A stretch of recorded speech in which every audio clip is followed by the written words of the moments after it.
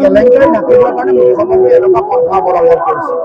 Apex বেংকৰ কেলেংকাৰী ঢাকিবৰ কাৰণে তেওঁলোকে এই সাংবাদিকগৰাকীক ভয় ভাবুকি খোৱালে, তেওঁক কৰায়ত্ব কৰি বিষয়টো সাংবাদিক কেন্দ্ৰিক কৰিবলৈ তেওঁলোকে চেষ্টা কৰিছে। অথচ মিছা ভুৱা এটা গোচৰ যোগ কৰি সাংবাদিকগৰাকীক কৰায়ত্ব কৰা হৈছে।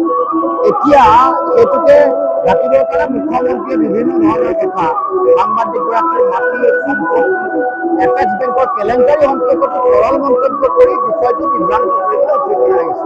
গৌৰৱ গগৈ ডাঙৰীয়াই প্ৰধানমন্ত্ৰীক প্ৰেৰণ কৰিছে আৰু মই ভাবোঁ যে প্ৰধানমন্ত্ৰীও এই বিষয়বোৰ গুৰুত্ব সহকাৰে ল'ব লাগে, কাৰণ মুখ্যমন্ত্ৰীয়ে যিহেতু বিষয়টো পাতল কৰিছে, সৰল মন্তব্যৰে গোটেই যিটো দুৰ্নীতিৰ গভীৰতাটো তেওঁ নাইকিয়া কৰিব খুজিছে, সেইটোৰ বিৰুদ্ধে যাতে প্ৰধানমন্ত্ৰীয়ে ব্যৱস্থা গ্ৰহণ কৰে আৰু এই এপেক্স বেংকেই হওক বা আন যিবোৰ চৰকাৰী অনুষ্ঠান, ৰাজহুৱা অনুষ্ঠান, এইবোৰক এনেকৈ দুৰ্নীতি কৰি স্বজন শোষণ কৰি তেওঁলোকে তিলকে মৃত্যুৰ মুখলৈ ঠেলি দিবলৈ যিটো তেওঁলোকে ষড়যন্ত্ৰ কৰিছে, আমি ইয়াৰ প্ৰতিবাদ কৰিছোঁ। আৰু এপেক্স বেংক অসমৰ মানুহৰ স্বাভিমান আৰু অসমৰ মানুহৰ এটা সম্পদ, এটা বিত্তীয় সম্পদ হিচাপে আমি সকলোৱে ভাবোঁ।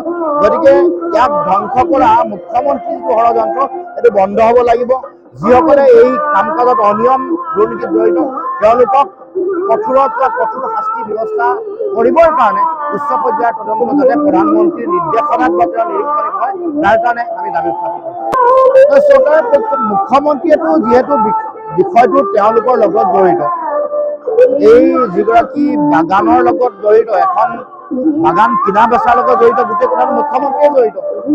গতিকে মুখ্যমন্ত্ৰীৰ পত্নী, মুখ্যমন্ত্ৰীৰ পৰিয়াল জড়িত হোৱাৰ কাৰণে, কাৰণ কেঁচু খান্দোতে সাপ ওলাব, তাৰ কাৰণে যাতে আৰম্ভণিতে তদন্তটো বন্ধ হ'ব পাৰে, তাৰ কাৰণে এনেকুৱা ধৰণৰ বিভ্ৰান্তিকৰ মন্তব্য গোটেই বিষয়টোক এটা বেলেগ দিশলৈ লৈ যাবৰ কাৰণে মুখ্যমন্ত্ৰীয়ে এটা অপচেষ্টা হাতত লৈছে।